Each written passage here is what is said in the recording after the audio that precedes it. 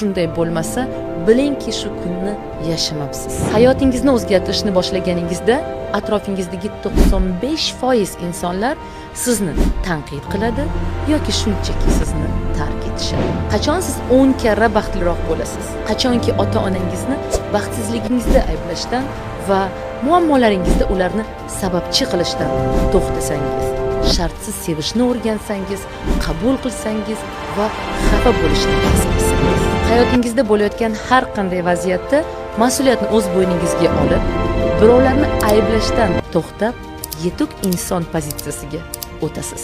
Rivojlanishingiz uchun sizga yuzlab kitoblar va motivatorlar emas, balki disiplina, harakat va qat'iyat kerak. Yer yuzidagi eng qiyin ish orzularingiz ortidan borish, eng osoni esa nolish va Tokio, aybdorlarni Rim, eslash ekan. To'g'ri Kanada, investitsiya qiladigan, Germaniya, o'z Misr sog'lig'iga dengiz. be'tibor